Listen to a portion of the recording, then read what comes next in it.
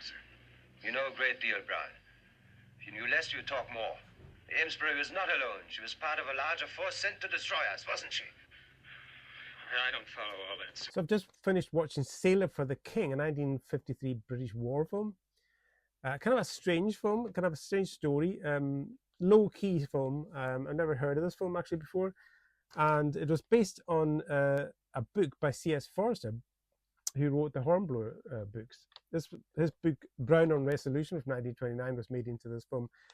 And it was actually filmed before in 1935 with John Mills called Forever England. So I'll have to check that film out because I do like John Mills a lot. And this basically stars Jeffrey Hunter. I've never seen him actually in a lead role, Jeffrey Hunter. I've seen him in bit parts, maybe in K Mutiny and a few other films.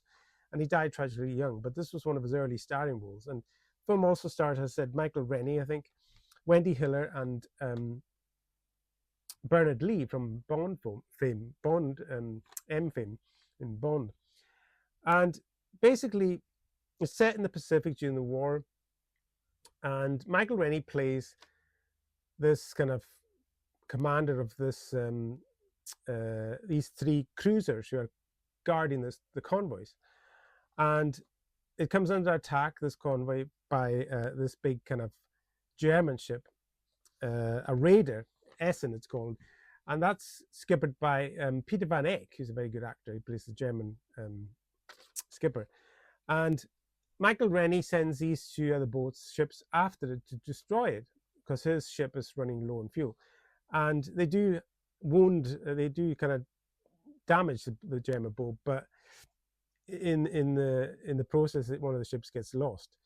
And there's only two survivors, Bernard Lee and Jeffrey Hunter. And they get picked up by the Essen, the German ship.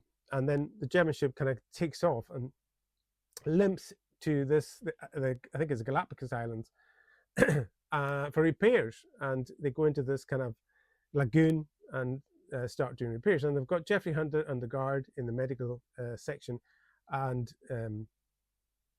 Bernard Lee. Bernard Lee gets injured. He loses a leg, and he's kind of in a hammock kind of most of the film, but he's very good in it. And Jeffrey Hunter, it's a bit silly in one point because they have this armory, like with rifles and such, like just yards away from medical section, which is kind of daft. So Jeffrey Hunter kind of gets the idea to halt the Germans from repairing the ship so that the other two ships, Michael Rennie's ship and the other one, can catch up with it and destroy it. Because Michael Rennie's, when they lose the British ship, he gets angry with himself that he didn't actually go after it himself. And he goes after the ship to try and catch up with it and destroy it. So Jeffrey Hunter kind of gets the idea of delaying them, and he kind of escapes from the medical bay, not too difficult. He just knocked one guard out, steals a couple of rifles and some ammo, and then takes the wee dinghy and goes off to the island and climbs the rock face. And he's a skilled marksman, and he starts taking pot shots at the repairmen, killing them and he delays the ship, long enough kind of thing to hamper their kind of progress. Meanwhile, Peter Van Eyck is trying to kind of get him to surrender, etc. And he's in the baking hot sun, and it's really well done. His whole skin is very blistered, and everything's the makeup's really great. Meantime, Bernard Lee is kind of in the medical bay, and that's your basic story. There is a subplot between Michael Rennie and Wendy Hiller. At the beginning of the film, they have this kind of love story which goes on for about 10-15 minutes. It must be getting very late. We've loads of time. Let's take a stroll. It's been such a pleasant evening, I don't want it to end. One could take that as quite a compliment. Yes. Yes, I suppose one could. But they meet during the First World War, and they have this relationship, but they're going to get married, but then they decide not to, or she decides not to, because they wouldn't be able to take the separation over the war. And then the First World War ends, and it goes into the Second World War, and they don't really have any connection after that. But there is obviously a part to the story where there is going to be some connection. And that's your story, really. I quite enjoyed this film. I thought it was a pretty different kind of take on a war film, not the usual kind of, just kind of battles and stuff. So there was more to it in that regard. It's very low key, though. It's not for everybody. It's not.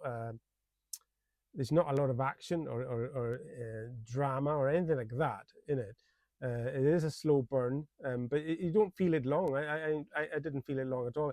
And there's very good performances from Michael Rennie and Bernard Lee, and Wendy Hiller is good also. And Jeffrey Hunt is very solid. I think he got a lot of criticism when this film came out because it didn't do very well, that his leading performance was the cause of that. I don't know about that. I mean, I don't think his character lends, or the story lends, to much heroics or much kind of dramatic scenes. It's not that kind of film. It's not really that kind of film for him to have big emotional scenes or anything to get to impress on screen.